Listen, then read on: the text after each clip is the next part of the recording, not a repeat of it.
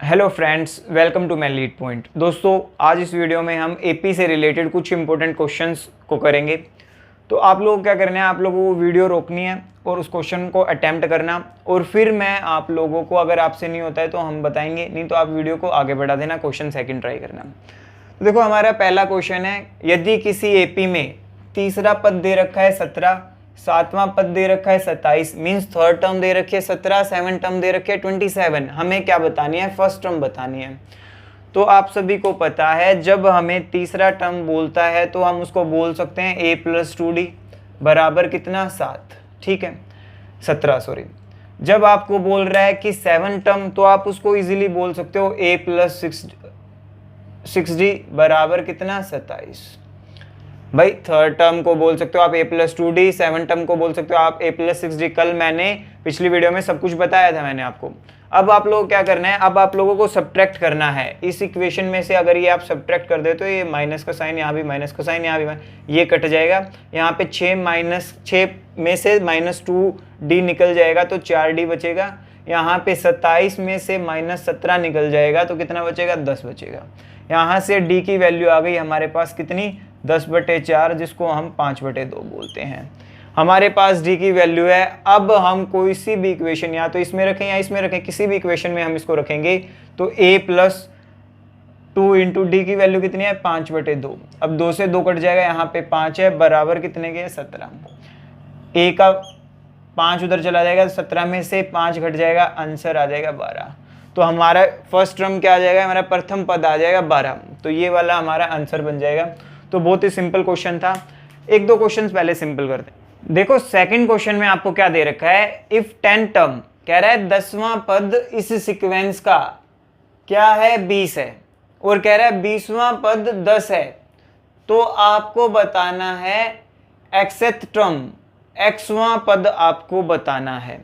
तो यहाँ पे आपको साफ साफ दिख रहा है कि 10वां पद 20 है, तो 10वें पद को मैं क्या लिखूंगा, a+9d, कितना हो गया, 20। उसके बाद आपको साफ साफ बोल रहा है कि 28 टर्म कितनी है, 10 है, तो a+19d लिखूंगा 28 टर्म को, ये हो गई 10। भाई 20वां पद है, a+19d ही तो लिखूंगा, हो गया 10। अब आप लोगों को वही क्या करना है, इक्वेशन 2 में से घटा दो, पहले वाली को घटा दोगे तो ये कट जाएगा। अब 19 में से 9d घट जाएगा तो कितना बचेगा, 10d बचेगा। और इधर 10 में से -20 घटेगा तो -10 बचेगा। तो यहाँ से d का मान क्या आ गया, d की वैल्यू आ गई -1। एक बार हमारे पास अगर d की वैल्यू आ जाती है तो हम बता सकते हैं a की वैल्यू क्या है। a की वैल्यू बिल्कुल बताएंगे, इसको यहाँ पुट करेंगे इसमें, तो a+9 इंटू डी क्या है, -1 बराबर 20, ठीक है। तो ये -9 हो जाएगा, उधर जाके प्लस का हो जाएगा, तो a का मान क्या आ गया, a की वैल्यू आ गई 29। अगर हमारे पास एक बार a की वैल्यू आ गई तो अब हम चाहे कोई भी टर्म निकाल लो, d की पता है, a की पता है, अब किसी भी टर्म की हम बता सकते हैं। हमें ax की बतानी है। देखो, आप सभी को पता है an होता है a+n-1 इंटू डी। भाई अब हमें एक्सेट टर्म, xवां पद बताना है, तो ax क्या हो जाएगा, a+x-1 इंटू डी। mवां पद बताना है तो mवां पद क्या हो जाएगा, am = a+m-1 इंटू डी। ऐसे कोई भी पद बता सकते हैं। तो आपको पता चल गया xवां पद क्या है। तो आपका a का मान क्या है, a का मान, a की वैल्यू है 29, उसके बाद x -1, d का मान क्या है, -1। देखो यहाँ से और यहाँ से, अब ये 29 प्लस का, और अब -1 और x की मल्टीप्लिकेशन करेंगे तो -x, -1 इंटू -1, ये +1 हो जाएगा। अब देखो, ये 1 और ये 29 बन गया कितना, 30 -x। हमारा आंसर क्या हो जाएगा, 30 -x हमारा आंसर हो जाएगा। ऑप्शन 4 हमारा आंसर ठीक हो जाएगा। तो बहुत ही सिंपल क्वेश्चन है, बट आपको प्रोसेस थोड़ा आना चाहिए। अगर आपके एपी के कॉन्सेप्ट्स क्लियर हैं तो आप इजीली इन क्वेश्चंस को कर सकते हो, ठीक है। चलिए अब क्वेश्चन नंबर 3 को देखते हैं। देखिए, क्वेश्चन नंबर 3 में दे रखा है, यदि आप 1 रुपया पहले दिन बचाते हो, 2 रुपये अगले दिन बचाते हो, 3 रुपये उससे अगले दिन बचाते हो, और ऐसा आप पूरा साल भर करते हो, तो बताइए आपके पास टोटल सेविंग कितनी हो जाएगी 365 दिन में। तो देखो कैसे करेंगे। आप पहले दिन 1 रुपया बचाते हो, दूसरे दिन 2, तीसरे दिन 3, ऐसे चलते चलते आपने 365 दिन, अंतिम दिन आपने 365 रुपये बचाए। तो देखो आप इसका सम करना है। आप सभी ने एपी में सीखा है कि सम करने का क्या, Sn क्या होता है n/2, उसके बाद 2a plus n-1 into d, आप ऐसे करते हो। तो इसमें आप n की वैल्यू रख सकते हो 365। a की वैल्यू क्या है, देखो a की वैल्यू आ जाएगी, प्रथम पद फर्स्ट टर्म a 1 है, ठीक है। उसके बाद common difference second term minus first term, common difference भी आ गया आप सभी का 1 है। बट अगर मैं इस फॉर्मूले को थोड़ा ध्यान से देखूं तो देखो यहाँ पे आपका एक नया फॉर्मूला बन जाएगा। जब कभी भी आपको नेचुरल नंबर्स का सम दे रखा हो, नेचुरल नंबर का सम दे रखा हो, तो आप हरदम वो फॉर्मूला लगा सकते हो, ठीक है। कैसे बनेगा वो फॉर्मूला, देखो Sn is equal to n/2। आपके पास a की वैल्यू कितनी है, 1 है। उसके बाद n-1 इंटू डी की वैल्यू कितनी है, d की वैल्यू भी 1 है। अब हो जाएगा n/2, यहाँ पे 2 हो गया, ये n-1 बच गया। अब 2 में से 1 जाएगा तो कितना बचेगा, ठीक है। 2 में से 1 जाएगा तो 1 बचेगा, प्लस का बचेगा, ठीक है ना, क्योंकि ये आगे प्लस का ये माइनस का है, तो 1 हमारे पास प्लस का बचेगा। तो जब कभी भी आपसे नेचुरल नंबर का सम निकालना हो तो जो n की वैल्यू, जितने नेचुरल नंबर्स का, मैं कहूँ 1 से लेके 50 तक के नेचुरल नंबर का सम निकालो, तो आप कहोगे n 50 है, 50 तक का 50 गुना 51/2। तो अब यहाँ पे 1 से लेके आपको 365 तक के नेचुरल नंबर का सम निकालना है, तो आपके पास n की वैल्यू क्या है, 365। 365 गुना 365 जमा 1 366/2, ये आपका फॉर्मूला आपने एज इट इज लगा दिया। अब देखो काटो, इसको काटने पे यहाँ पे 183 आ जाएगा। अब देखो मल्टीप्लिकेशन करना है, अब दोनों तरफ 3 डिजिट नंबर है, ये भी 3 डिजिट, ये भी 3 डिजिट। तो हमने आप लोगों को मल्टीप्लिकेशन की क्लास में बताया था, जब कभी आपको 3 डिजिट के नंबर्स की मल्टीप्लिकेशन करनी हो तो आपको क्या करना चाहिए, आपको लगाना चाहिए ये वाला मेथड। तो यहाँ पे आपका देखो 3 गुना 5 कितना हो गया, 15 हो गया। उसके बाद ये फर्स्ट स्टेप हो गया। अब आपका सेकंड स्टेप क्या होता था, ऐसे सेकंड स्टेप में देखो 6 18 और 40 कितना हो गया, 58 हो गया। उसके बाद अगला स्टेप क्या होता था, 3 की मल्टीप्लिकेशन होती थी इससे, 5 की मल्टीप्लिकेशन होती थी इससे, और ये ऐसे होती थी। तो 3 की 3 से करेंगे कितना हो गया, 9, और 5 की 1 से करेंगे तो 5, 9 और 5 14, और 6 की 8 से करेंगे तो 8 6 48, 14 और 48 कितना होता है, 62 होता है। तो यहाँ पे 62 आ गया। अब आपका अगला स्टेप क्या था, अगला स्टेप आप लोगों का था 3 की गुना करेंगे 8 से, 6 की गुना करेंगे 1 से, तो 3 8 जा 24, 6 1 जा 6, तो 30 हो गया। ये 24 प्लस 6 30 हो गया ना। अब देखो लास्ट स्टेप क्या था आपका, डायरेक्ट इधर ऐसे मल्टीप्लाई, तो ये 3 हो गया। अब आप सभी को पता है एक एक डिजिट यहाँ पे रहेगा, 5 रहेगा, 1 कैरी चला गया, ये कितना हो गया, 59 हो गया। तो अब 9 रहेगा, 5 कैरी चला गया, 5 कैरी चला गया तो ये 67 हो गया। देखो यहाँ पे 1 कैरी आया, 67 हो गया। अब 7 इधर रहेगा, 6 इधर चला जाएगा, 6 इधर, ये 36 हो गया। अब 6 इधर रहेगा, फिर 3 कैरी चला जाएगा, ये कितना हो जाएगा, 6 हो जाएगा। तो हमारा आंसर क्या आ जाएगा, 66795। और आपने सीखा नेचुरल नंबर का सम कैसे निकालते हैं अगर डायरेक्ट दे रखा हो। तो हमारा आंसर आ जाएगा कौन सा है, ये सेकंड ऑप्शन हमारा ठीक है। देखिए अब हमें इस क्वेश्चन में दे रखा है, यदि किसी एपी में nवां पद है 6n+2, ठीक है, nth टर्म एपी की क्या है, 6n+2 है। हमें बताना है कॉमन डिफरेंस क्या होगा उस एपी में, ठीक है। तो देखो nवां पद कितना है, 6n+2, तो nवां पद an बराबर 6n+2 आप बोल सकते हो। तो an का क्या फॉर्मूला होता है, a plus n-1 into D बराबर 6n+2 है।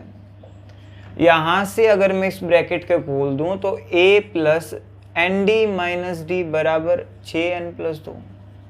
अब मैं थोड़ा इनको अरेंज करके लिख लेता हूं, तो a - d जमा nd बराबर 2 को आगे लिख लेता हूं, 2 + 6n। अब अगर मैं इन दोनों LHS और RHS दोनों को कंपेयर करता हूं, यहां से देखो आप n कांस्टेंट नहीं है, वेरिएबल है, d कांस्टेंट है, यहाँ पे भी n वेरिएबल है, n की वैल्यू कुछ अलग रखेंगे तो बदलेगा, पूरा सब कुछ बदलेगा। बट यहाँ पे इधर भी n और इधर भी n, मतलब दोनों एक जैसे हैं। यहाँ पे d की वैल्यू साफ साफ दिख रही है, 6 हो जाएगी। और a माइनस डी कितना हो जाएगा, 2 हो जाएगा। तो आप अगर d की वैल्यू पूछे तो यहाँ से ही डायरेक्ट आपका आंसर आ जाएगा, d की वैल्यू 6। बट अगर आपसे पूछे कि a की वैल्यू भी बताओ तो a माइनस, देखो d 6 है तो d की जगह 6 रख दिया 2, तो a की वैल्यू क्या आ जाएगी, 8 आ जाएगी। या तो आप इसको ऐसे करो या फिर इसको ऐसे भी कर सकते हैं। देखो अगर मैं यहाँ पे जो कोफिशिएंट, जो इसका n का कोफिशिएंट है उसको ही जोड़ दूं और उसको ही घटा दूं। देखो हमारे पास a plus n minus 1 into D है, आपको पता है ये nवां पद का फॉर्मूला है, और ये दे रखा है हमें 6n जमा 2। अब मैं क्या कह रहा था, जो n का कोफिशिएंट है उतना ही मैं इसमें जोड़ दूं, उतना ही घटा दूं, ठीक है। n के आगे 6 है, मैंने इसमें 6 जोड़ दिया, 6 घटा दिया। अब देखो ये 2 जमा 6 कितना हो गया, 8। अब यहाँ पे कितना है, 6n माइनस 6, यही तो है। अब यहाँ से 8 है, 6 मैं कॉमन ले लेता हूँ, अंदर क्या बचा, n माइनस 1, इधर बाहर 6 कॉमन ले लिया ना हमने, देखो 6 कॉमन ले लिया, n माइनस 1 बचा। ये किसके बराबर है, या तो अब कर लो दोनों तरफ को कंपेयर, यहाँ से क्लियर हो जाएगा आपको, a आ रहा है 8 और d आ रहा है कितना, 6। तो इस तरीके से हम बता सकते हैं, प्रथम पद पूछे, कॉमन डिफरेंस पूछे, सेकंड। देखो इस क्वेश्चन में हमें दिया है, यदि किसी एपी में 18वीं पद और 11वीं पद का अनुपात, 11th और 18 टर्म का अनुपात दे रखा है 3:2। उसके बाद आपसे कह रहा है 21वीं और 5वें पद, 21वीं और 5th टर्म का अनुपात बताइए। तो आप लोग क्या करोगे, देखो 18वां पद कैसे लिखोगे, a प्लस 17d, ये हो गया आपका 18वां पद। 11वां पद कैसे लिखोगे, a प्लस 11d, ये हो गया आपका a प्लस 10d, ये हो गया आपका 11वां पद। इनका अनुपात कितना है, इनका अनुपात है 3:2। क्रॉस मल्टीप्लाई करोगे तो यहाँ पे 2a हो जाएगा, यहाँ पे 34d हो गया। देखो क्रॉस मल्टीप्लाई किया, ये 2 ऊपर चला गया, 2a 34d, यहाँ पे 3a प्लस 30d हो जाएगा, ठीक है। उसके बाद अगर मैं a को इस तरफ ले जाऊं, यहाँ पे a बच जाएगा, और d को इस तरफ ले जाऊं, यहाँ पे 4d बच जाएगा। तो a बराबर आ जाएगा कितने के, 4d के। अब आपको बताना है क्या, आपको अनुपात बताना है 21वीं और 5वीं टर्म का। तो 21वीं टर्म क्या होती है, a प्लस 20d होती है, और 5वीं टर्म क्या होती है, a प्लस 4d होती है। देखो a का मान तो 4d के बराबर है, क्यों ना मैं a की जगह पे रख दूं 4d जमा 20d, तो यहां नीचे भी रख देता हूं 4d जमा 4d।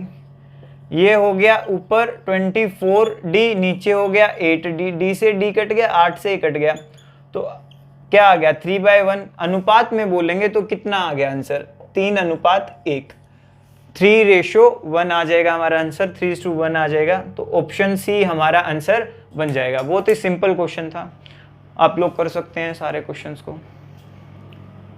देखो इस क्वेश्चन में हमें दिया हुआ है कि यदि n पदों का योग है 3n² प्लस 5n, तो बताओ 164 कौन सा पद है। कह रहा है कि n पदों का योग 3n² प्लस 5n है, तो 164वां कौन सा पद है, ठीक है। तो आप सभी को पता है सम का फॉर्मूला क्या होता है, Sn is equal to n/2 2a plus n minus 1 into d, आप सभी को पता है। आपका सम कितना दे रखा है n पदों का, दे रखा है 3n² प्लस 5n, ये दे रखा है, ये बराबर इसके है n/2 2a plus n minus 1 into D, ठीक है। यहाँ से अगर आप n कॉमन ले लोगे तो आपका बच जाएगा 3n प्लस 5 बराबर n/2, ब्रैकेट को खोल लो, 2a plus nd minus D, ठीक है। n से n कट जाएगा, 2 उधर गुना करेगा, देखो क्रॉस मल्टीप्लाई करेगा, तो यहाँ पे 6n हो जाएगा, जमा कितना हो गया, जमा हो गया 10। देखो 5 की गुना करेंगे 2 से। अब देखो यहाँ पे 2a, nd को हम आगे कर लें, प्लस 2a माइनस 10। अगर अब मैं कंपेयर करता हूं दोनों साइड कंपेयर करने पे देखो यहाँ पे n के साथ कोफिशिएंट 6 है, यहाँ पे n के साथ कोफिशिएंट d है, तो d का मान कितना हो जाएगा, d का मान हो गया 6। अब देखो ये कांस्टेंट है, ये भी कांस्टेंट है, तो इसका मतलब 2a माइनस डी बराबर 10 है, ठीक है। d का मान आपको पता है 6 है, तो 2a माइनस 6 बराबर 10, तो 2a कितना हो जाएगा 16, a का मान कितना आ गया, a का मान आ गया 8। ये बात आप सभी को क्लियर हो गई। अब हमें निकालना है कि 164 कौन सा पद है। तो an का फॉर्मूला क्या होता है, a plus n minus one into d. ये दे रखा है 164 वाला लास्ट टर्म हमें दे रखे, तो 164 है हमारी लास्ट टर्म। a का मान कितना है 8, n निकालना है नंबर ऑफ कौन सी टर्म है ये वही तो निकालना है। d कितना है हमारे पास, d हमारे पास 6 है। अब सबसे पहले 8 इधर आएगा तो माइनस हो जाएगा, 156 बचेगा बराबर n माइनस वन इंटू 6। तो 6 इधर आके डिवाइड करेगा, इसको डिवाइड करने पे देखो कटेगा 26 बराबर n माइनस वन। तो n का मान यहाँ से आ गया 27। तो हम बता सकते हैं ये कौन सा पद है, ये 27वां पद है। 164 उस AP का 27वां पद कहलाएगा। ठीक है, ऐसे क्वेश्चंस अक्सर मेंस में पूछे जाते हैं। देखो इस क्वेश्चन में कह रहा है 9वां पद 449 है और 449वां पद 9 है। 9 टर्म 449 है और 449th टर्म 9 है। हमें बताना है वो कौन सा पद है, वो कौन सी टर्म है जो 0 के बराबर है। 449वीं है, 9वीं है, 440 है या फिर 458वीं टर्म है जो 0 के बराबर है। देखो इसको करने के लिए क्या करना होगा, सबसे पहले जो इसने बोला है इसके अकॉर्डिंग चलते हैं। 9वां पद मतलब a प्लस 8d बराबर 449। भाई 9वां पद यही तो होता है। और फिर 449वां पद तो a प्लस 8d। ठीक है, जोन सा पद उसमें से एक घटा के d के आगे लिख देते हैं, वही पद आ जाता है हमारा। ठीक है, कितने के बराबर है, 9 के बराबर। अब मैं इसमें से इसको घटा दूं तो क्या आंसर आएगा, इसमें से इसको घटाने के बाद देखो ये माइनस के हो जाएंगे, कट जाएंगे। यहाँ पे कितना 440d बच जाएगा, यहाँ पे माइनस का 440।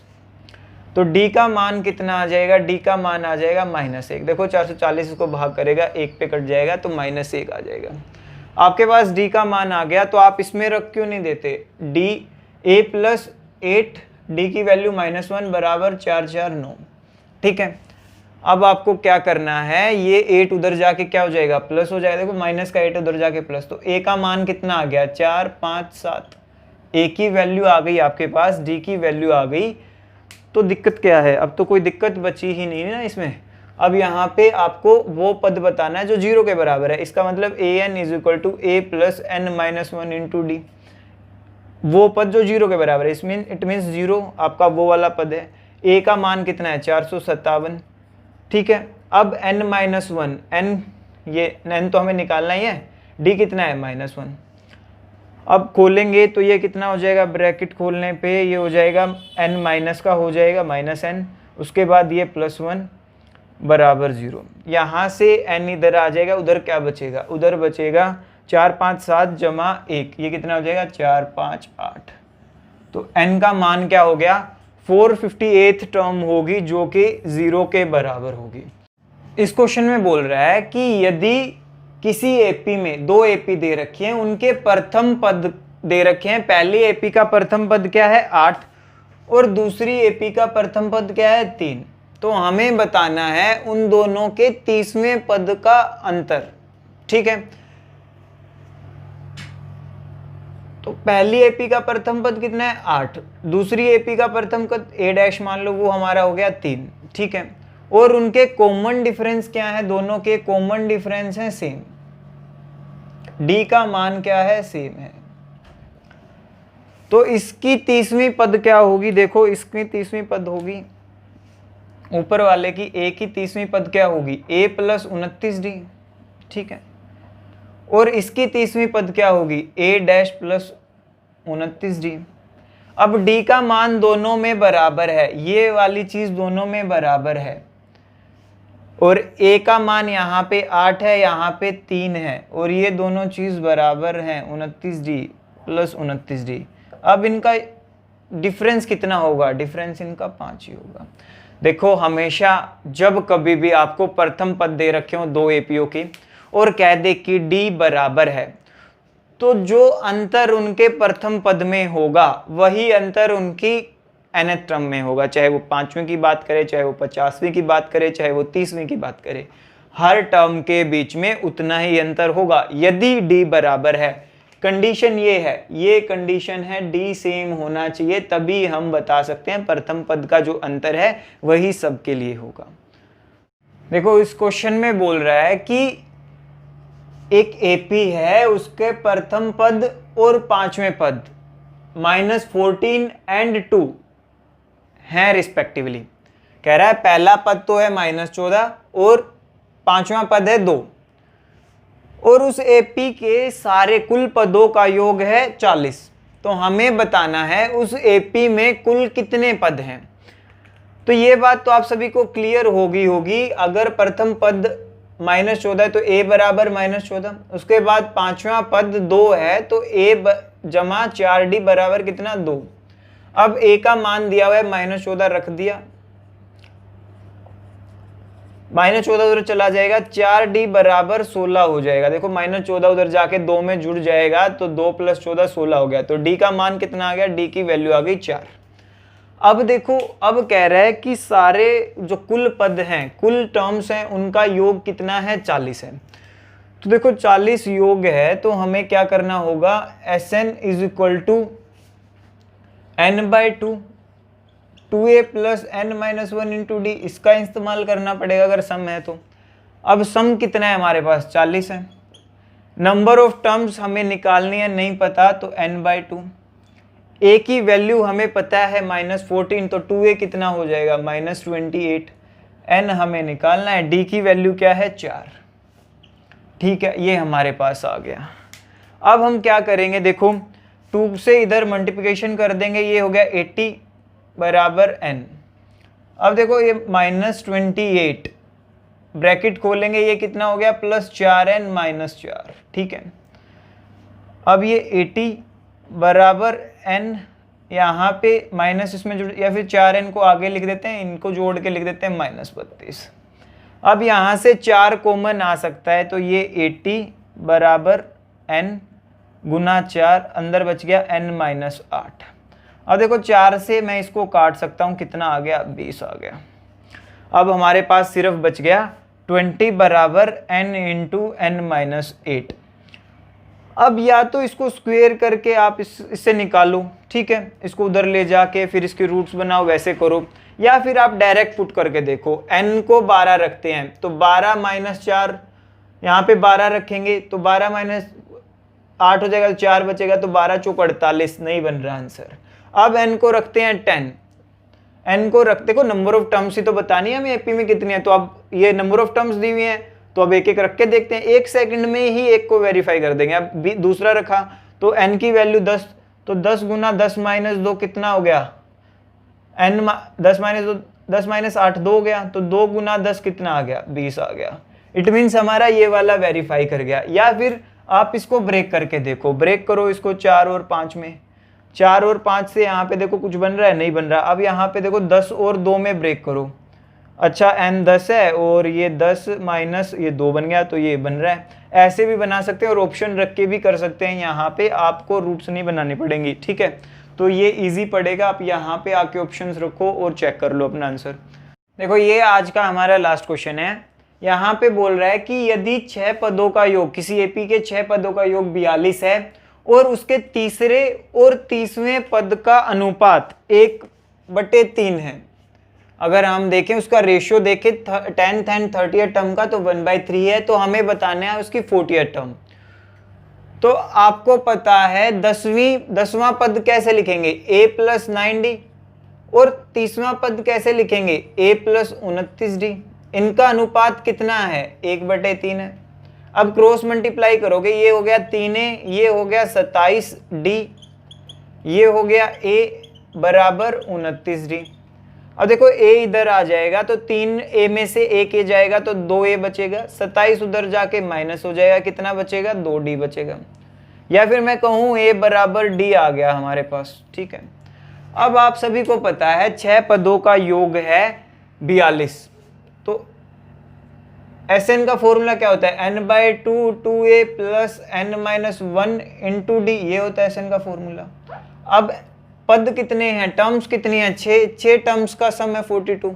तो n की वैल्यू होगी 6, कितना है सम, 42 है, n की वैल्यू 6/2। अब 2a है, यहाँ पे लिखो, एक बार 2a लिखो, उसके बाद इसको खोलेंगे तो 6 टर्म्स थी, अब 6 में से 1 घट गया तो 5d बचा। अब देखो डी लिखो या ए लिखो, दोनों बात बराबर हैं, तो मैं इस 5d को भी मैं 5a लिख देता हूं। देखो d बराबर ए, या तो आप d लिखो या a लिखो, ठीक है। अब ये 6 से ये कट जाएगा, 7 2 उधर जाके मल्टीप्लाई कर लेगा 14, यहाँ से 7a बराबर 14, तो a की वैल्यू कितनी आ गई, a की वैल्यू आ गई 2। अब आपको निकालनी है 40th टर्म निकालनी है, तो 40th टर्म निकालना अब कोई बड़ी बात नहीं है, आपके पास a है, a 2 है तो d भी 2 होगा। तो 40th टर्म के लिए आप कह सकते हो a + 39d, ये कितना हो जाएगा 2 गुना 39, ये कितना हो गया, टोटल हो गया 80, 78 यहाँ पे 2 ये, तो टोटल हो गया 80। देखो ये थे हमारे अर्थमेटिक प्रोग्रेशन एपी के कुछ बहुत ज़्यादा इंपॉर्टेंट क्वेश्चंस जो वेरियस एग्जाम्स में पूछे गए हैं। दोस्तों इस वीडियो को रखते हैं हम इतना ही, आपसे मिलते हैं अगली वीडियो में कुछ नए कॉन्सेप्ट्स और नए क्वेश्चंस के साथ। तो तब तक सभी अपना ध्यान रखें।